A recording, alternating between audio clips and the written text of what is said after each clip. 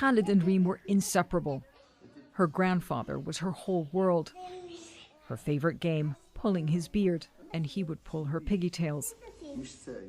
I'll let go, she says, if you let go. Khalid just can't let go of his little Reem. Now searching for memories amid the rubble of his home.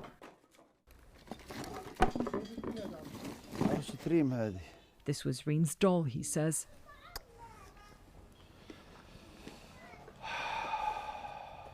The family was asleep when an airstrike nearby brought down their house in southern Gaza last week. Khalid woke up screaming for his children and grandchildren, struggling to walk in the dark and through the wreckage to find them. I couldn't find anyone. They were buried underneath all this rubble, he says. My daughter Mesa was here. Her children, Reem and Tarek, were here in her arms. Mesa and her sister barely survived. After a few days in intensive care, they're now recovering at a relative's house. I felt something heavy on top of me. I started screaming, Mesa says. I heard Reem screaming next to me. I told her, there's something heavy on top of me. I can't reach you.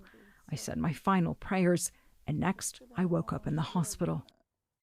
Mesa woke up to the news. Her 3- and 5-year-old children were gone. Their lifeless bodies found together under the rubble. They slept next to each other that night. They slept early, she says. I told them to stay up a little longer, but they said they wanted to sleep. At the hospital, I was just numb, she says. I hugged them. I wanted to get as many hugs as I could. No matter how much I hugged them, I didn't get enough.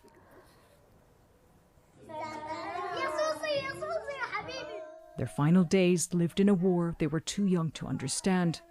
Why they no longer could dress up, go out and play, or get their favorite treats. With their father abroad working, they lived with their grandfather. Reem was so attached to him, and he spoiled her. They kept asking for fruit, but there's no fruit because of the war, he says. I could only find them these tangerines.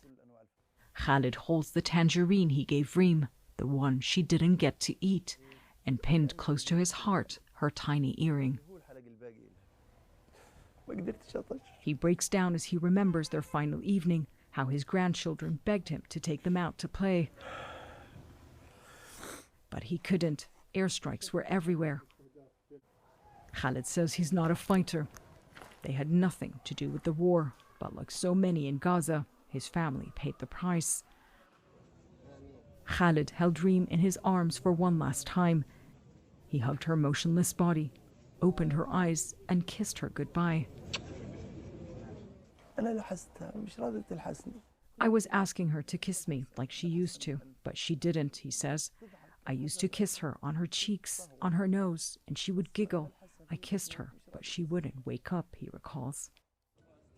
I held Tarek. I fixed his hair the way he liked it. I was wishing, hoping they were only sleeping, he says, but they weren't sleeping. They're gone. Gone a month before her 4th birthday, a birthday Reem shared with her grandfather. She was the soul of my soul, Khalid says. Jumana Karachi, CNN, London.